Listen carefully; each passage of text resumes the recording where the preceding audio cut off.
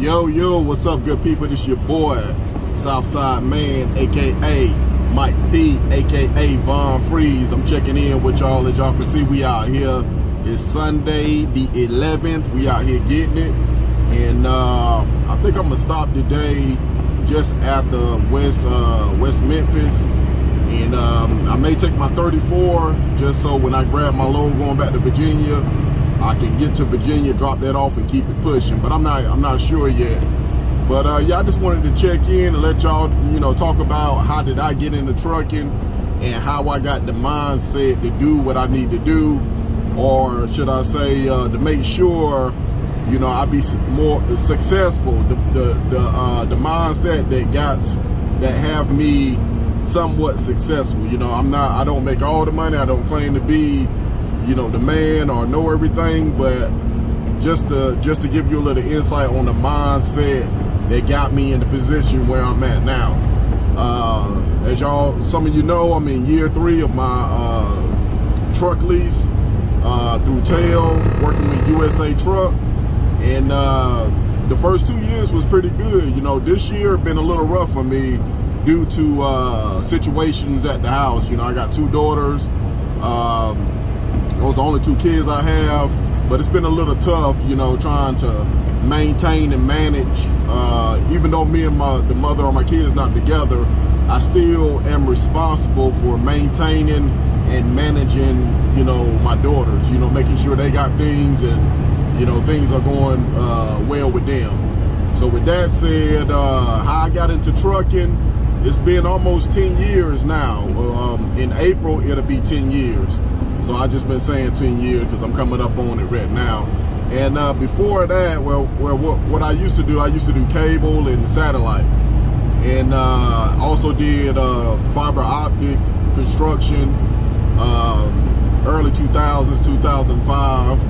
I'm 42 now, and I worked with Time Warner for 2 years, 2005 and through 2007. As a young man, I noticed the workplace politics. Even before that, getting a job was getting a decent job, and 30 grand really not enough to raise a family.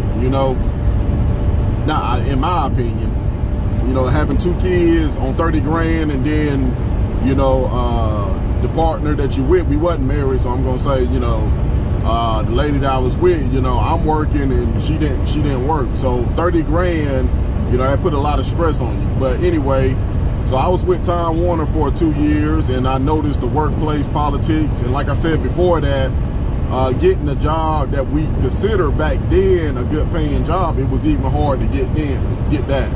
You had to jump through all these hoops, And so I just took a mental note of that growing up and trying to get jobs and trying to get a career going.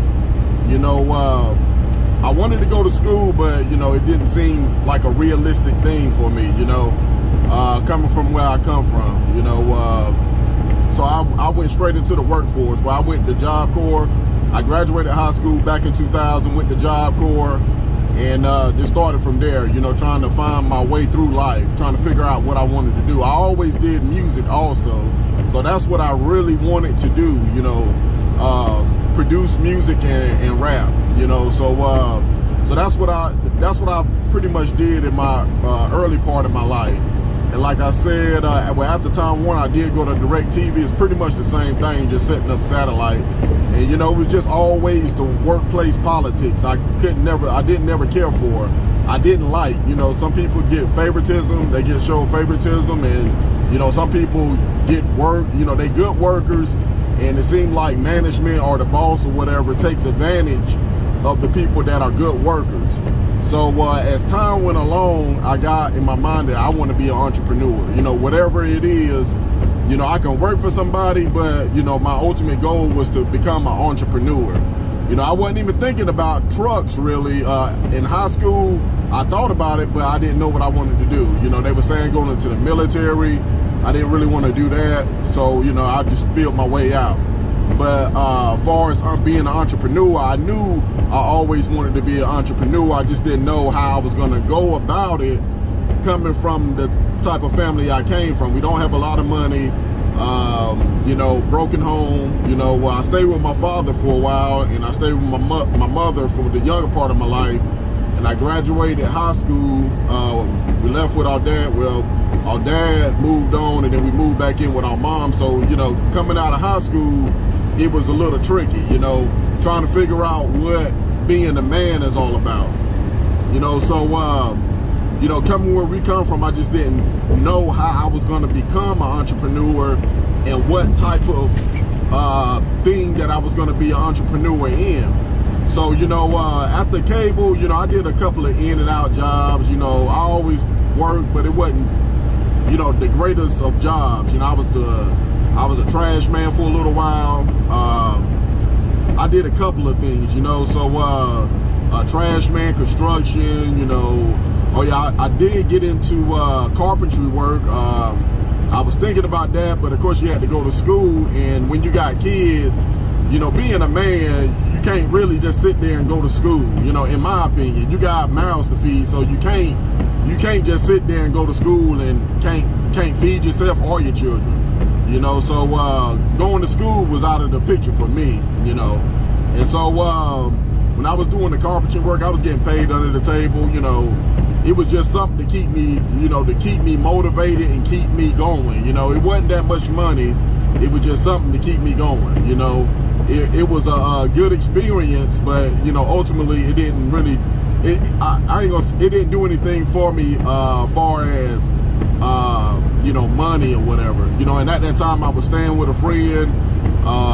You know, he let me sleep on his couch until I got my stuff situated. And at that time I was about 30, 31. So you know, I'm coming up on old snap. You know, I'm not staying with the mother of my kids anymore. I got mouths to feed, and I'm sleeping on my best friend's couch. So, you know, it was time to go, you know.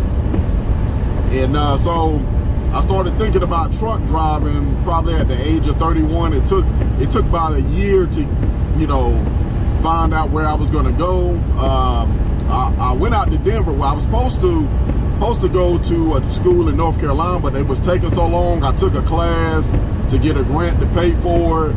I went through the class, and they said we had to wait because there's so many people. So, I mean, I never even heard back from them, you know, so good thing I didn't wait. So what I did was, you know, pack my trash bag. You know, if you listen to me long enough, or if you heard some of my other stuff, you may hear me say I packed my trash bag. I really did pack my trash bag, a Glad trash bag, you know, 32 ounce.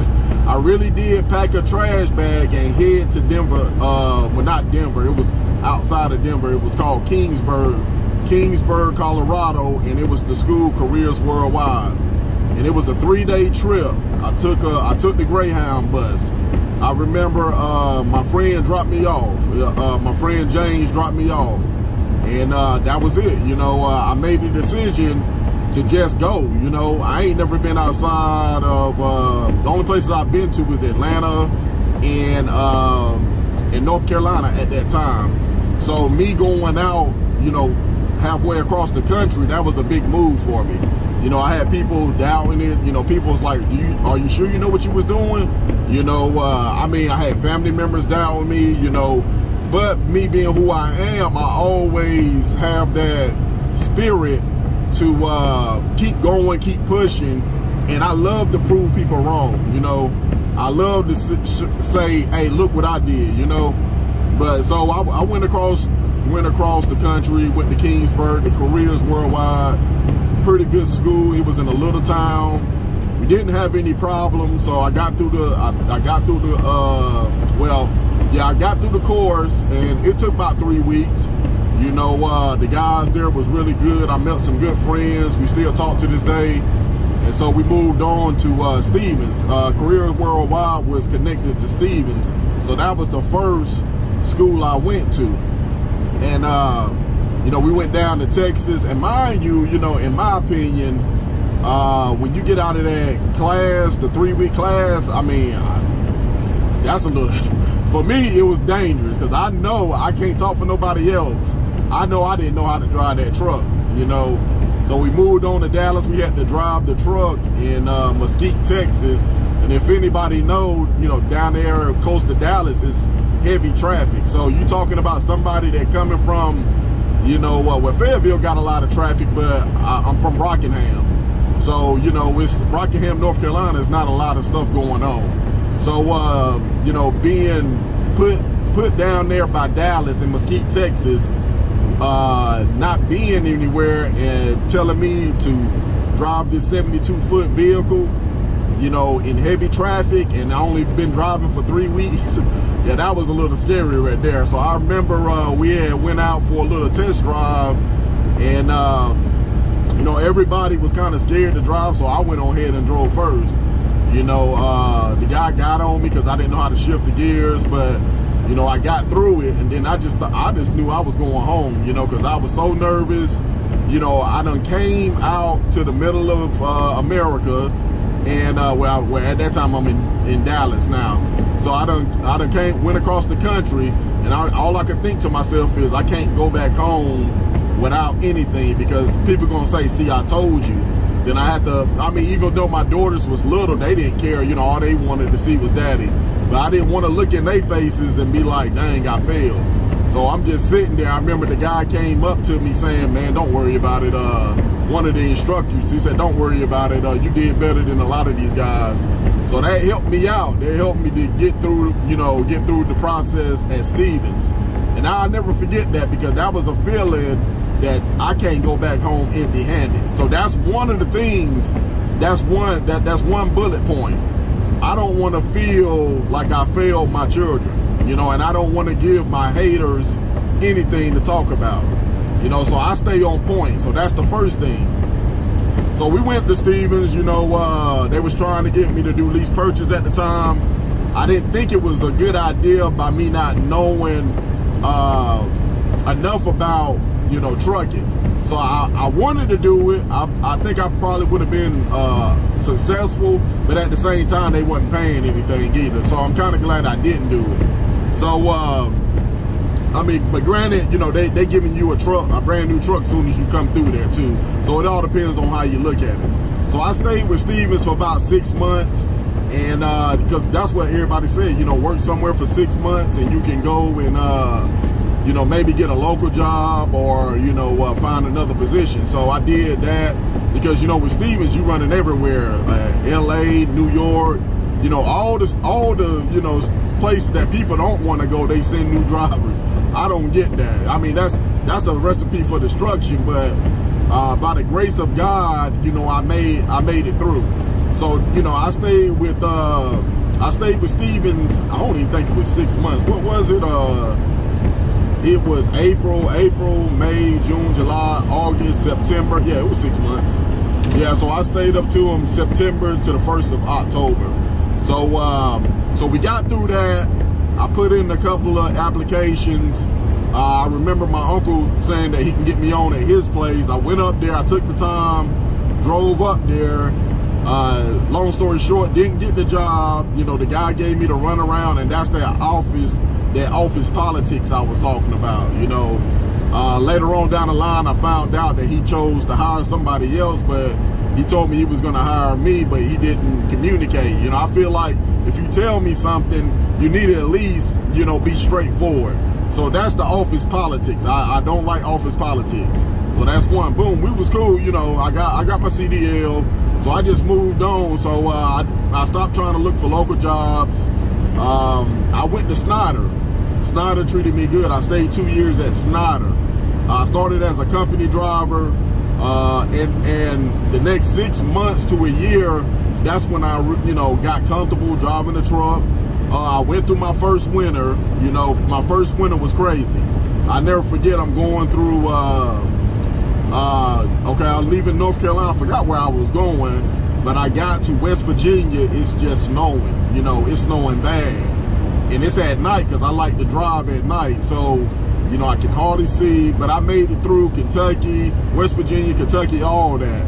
So I was going to somewhere in Michigan. So nobody's saying nothing to me. I'm a company driver.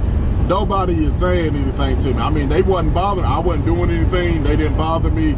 But, you know, looking back on it, you would at least think that if you got a manager, somebody that's supposed to manage you, they would be checking on you saying, you know, maybe you should, you know, just take it easy since it's bad weather. But no, so when I got up to Michigan, I mean, it is snowing crazy. I cannot see anything, you know, and I just never forget. I wish I had a CB in my truck. Whoever this truck driver was, I guess he seen how slow I was going. So he got in front of me, where at first he had flashed his lights, and then he got in front of me, and he didn't go fast. He blinked his lights, and it was like he was telling me to follow him. I couldn't talk to him, but, you know, I got the feeling he was saying follow him. So I followed him all the way to the truck stop. And, you know, by the grace of God, I got through that situation unscathed. And I remember getting to the truck. I still got the picture of when I got to the truck stop. I posted later on. But yeah, I got to this truck stop, and I was just thanking God. I mean, because it was y'all see what happens out here every winter.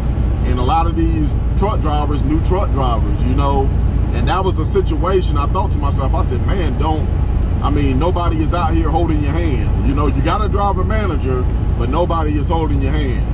So I didn't think nothing of it before that, but now every winter I always say, is it worth it? Like I seen a good paying load paying $4,700 going to Idaho. And I'm thinking to myself, man, if I do that, I'll be out the hole, you know, next week. But I said, dang, but it's probably going to snow because it's that time of year.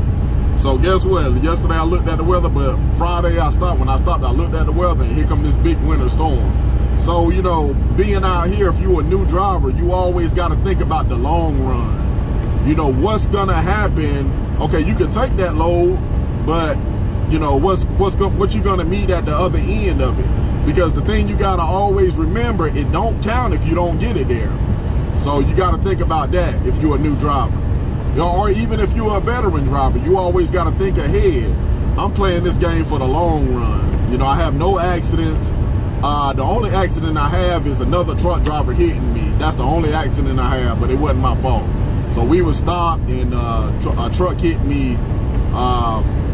Truck hit me in the back. We were stopped for an accident, you know, a couple of miles ahead of us. So that's the only accident I have. So I always kept that mind frame is that, hey, we got bad weather. You might want to, you know, consider not going or taking it easy. You know what I'm saying? So really, I haven't really been driving through the winter. I can drive in snow and ice, but it's just the other drivers. So I avoid that at all costs. If I know it's going to be a storm, a chance of ice or anything, I'm chilling, you know, because we in this for the long haul, you know. And by me doing that, it has paid off. You know, I'm in year 10 now. I'm in year 3 of my truck lease purchase. So I'm at Snyder, got through that situation. Then I did my first lease purchase with Snyder, brand new truck. You know, at that time, I didn't have the mind frame, the mindset to just go, you know, just always keep moving, you know, try to stack my money up. Because that was the most money, when I first started with Snyder, my first check was $2,400. I'm thinking I'm rich, you know, because, you know, up until then, at Time Warner Cable, they was paying $1,250. So it's like $400, you know, a week, but we was getting paid every 2 weeks. So that was $800 every 2 weeks, $1,600 every month. So that ain't nothing, you know, compared to what I'm doing now. That is nothing. That is a joke, really. You know, I'm thankful for the opportunity and the learning experience, but that can't do nothing for you. I mean, for real, for real. So at Snyder, my first check was $2,400. It was a good program. You could pick your own loads. They also had a cash advance of $500. So, you know, I remember, I'll never forget my first situation. I done made $2,400, and I came back home, and the mother of my children said, hey, we need rent. You know, we not together. I take care of my kids, but I never forget. This always happened to me. You know, I'm like, everything okay? What do you need? Nothing. So I never forget, I came and parked my truck. I'm thinking that we're gonna have a good time. I'm gonna have a good time with my kids on the weekend. I park my truck, it's like 3:30. She comes to me saying, I need $1,400 or I'm gonna be kicked out at 5 o'clock. I said, oh my God. So that type of stuff has been happening to me for the last 10 years. So I've had to drive trucks. You know, I couldn't been doing nothing else. You know, I seen the future without seeing the future. So, you know, I came through, you know. Mike always come through. I always got an answer. And being a grown man, you got kids, you got to have answers to solve problems or situations. You always, don't nobody want to hear you cry. You know, you got to go. You know, you got to have the answer. So, you know, I was able to, you know, I had the money. I was able to get a cash advance to throw on top of it so I won't, you know, give her all my money, you know, even though it's to make sure my kids to have a roof on their head, you know, it was still a good thing. But, you know, we all got to take care of ourselves, you know what I'm saying? So I've been dealing with that type of stuff this whole time. So I got through Snyder, you know, doing my thing at Snyder. It was good money, you know, but to be truthful, like I said, I wasn't running like that. You know, I do 2 days. I can pick my own loads. I may leave Monday, I may not. Sometimes I do 3 loads, sometimes I do 2. It just depended on what I needed. I was going for, you know, okay, if I need this, then I go out, you know, do 3 loads and come back home. That's how I was doing it. I was rocking like that and chilling. You know, and that's probably what a lot of people are doing at USA Truck. You know, if you're on a lease purchase, you know, now granted, you know, rates was high, so they maybe was able to do 2 loads and come home. You know, depending on what they got set up.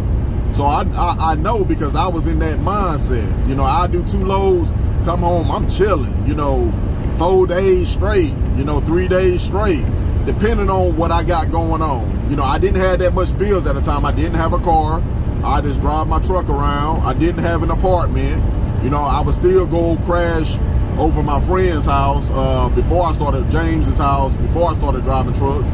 I just crash over his house, you know, or I go to my baby mama's house. So that's how I was rocking. You know, so I didn't have a whole lot of responsibilities still, you know what I'm saying? So, and then, you know, you got to look at it, you know, not just really starting out in trucking. You can't really get that much because, you know, with me, my company driver experience, it was, to me, it's not worth it being a company driver. I hear people saying they're making all this money, they're making the same amount of money as lease purchase drivers. I can't tell because I've been a company driver, you know, for a while too. You know, at that time I went company, then I went lease purchase. Then I went back to company, then I tried lease purchase again. And then I went back to company and then lease purchase this time. So I did lease purchase 3 separate times. And each time, it wasn't because of me. It wasn't that I wanted to walk away. It was always something going on at the house, you know, with the mother of my kids and my children. And this time I was able to weather the storm because why? I stepped up and, you know, got all my stuff together. You know, I got my own place, I got my car, I got more things than what I had. I got more things than what I had at those 2 separate times where I had to, you know, let the truck go back. So now, you know, like I was saying with the company driver, I was making $500. I knew that wasn't going to be enough because, you know, you got to live life out on the road. You know, truck stops is high. So maybe $500. I think I got $900 on a good week. You know what I'm saying? It was never $900 every week. It was like $400 to $500. You know, and that was cool because that was still the most money that I ever seen. You know, $500 a week, and it's coming to me. You know, $600 maybe 6, maybe 7, somewhere around there. It wasn't a lot of money. It's not $2,400. So yeah, so having $1,800 to $2,400 and barely working, that was good enough for me. You know, so and then you got your cash advance. Long as you pay that back, then you got another cash advance the next week. You know what I'm saying? So that's how I was living. I was chilling. So and like I said, I believe that's what a lot of people are doing. They got into that chill mode. I ain't gonna say everybody, but I know, because I was a new driver at one time too. And you gotta build your way up to run like this. You just don't run like this out the gate, because one thing is, you don't know where you're going. When you come to a company, you gotta know what they have. And when you first come, you don't know what's going on. You don't know which lanes to run. You don't know what spots to look at. You don't know what freight coming out on certain days. It's all, you gotta take all that stuff into consideration. So, so I did my lease purchase at Snyder. Hated to give my truck up. And just to think, that was 2014, 2015. I would probably have 3 trucks right now at least. I would at least have 2. So, you know, but it's still a learning experience. So I'm not gonna say I wish I would have, you know, completed it, because it was obviously something that I still had to learn to get to where I'm at now. So, so after Snyder, I tried my hand at the local job again. I worked for FedEx, worked for this contractor. Wasn't getting paid that much, $400 a week. And I mean, $400 is not bad, but I was working crazy hours. I mean, just crazy. Trying to find, they gave me the longest route and the worst route. So I'll never forget, I'm staying out to 2 o'clock in the morning, 12 o'clock in the morning. Then I'm getting back up at 4 a.m. and beating everybody there at the office. This is the type of worker that I am. So, you know, I got it. It's in me. I'm a hustler. You know, I come from, let me back up a little bit. I come from a place in Atlanta. Well, my mom and dad is from Rockingham, North Carolina. My mom moved to Atlanta when we was younger. We stayed on Bankhead. This is in the 80s. This is when Atlanta is not popular. We stand on Bankhead, the neighborhood that T.I. talks about that made popular. He made it popular. You know, we stand there when it's, I mean, everything he say, I can vouch. It's like real poverty. I mean, poverty is just crazy.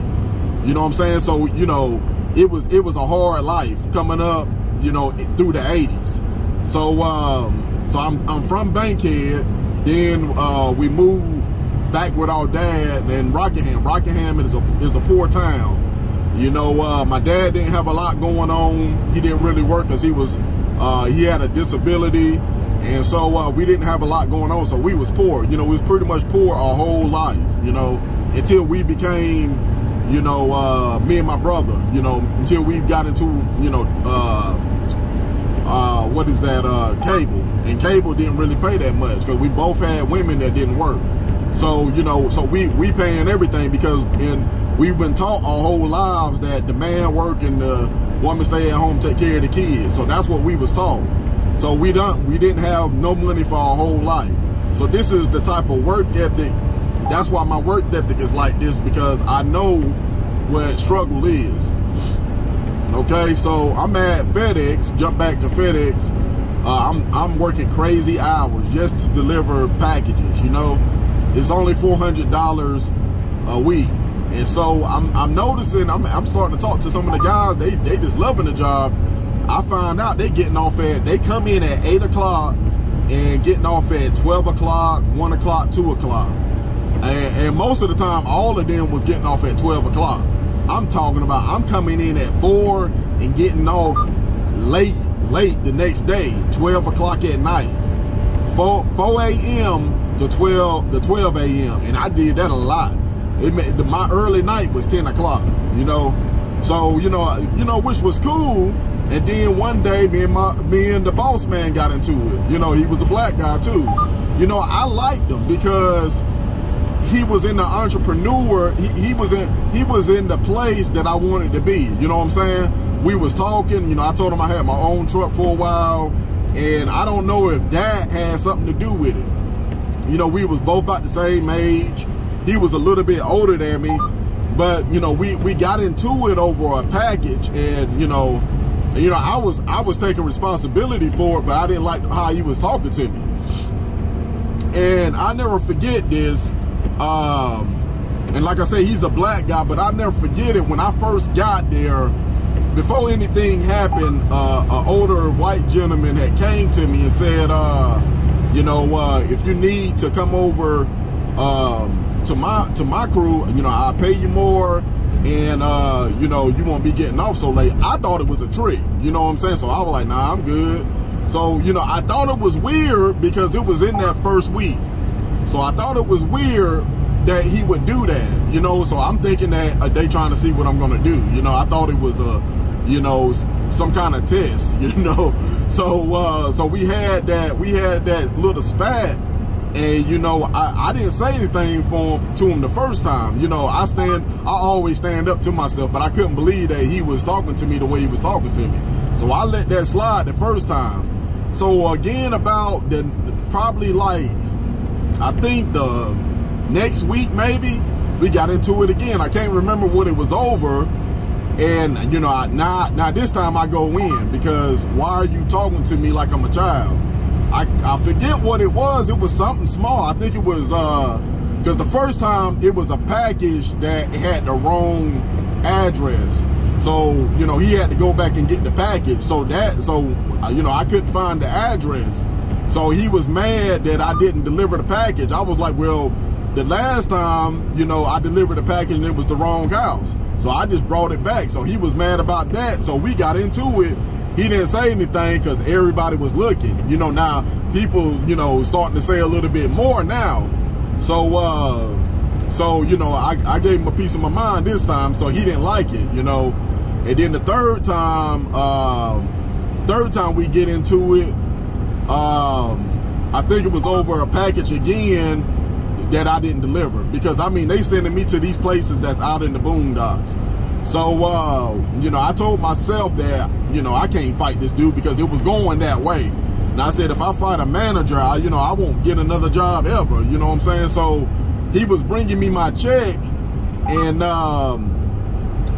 you know, well, let me back up a little bit. So one day I didn't know this was his wife or girlfriend or whatnot. So she's pregnant. I'm not trying to holler at her, but you know, I'm in there talking, and she was about to have a baby shower. So you know, I'm in there talking to her.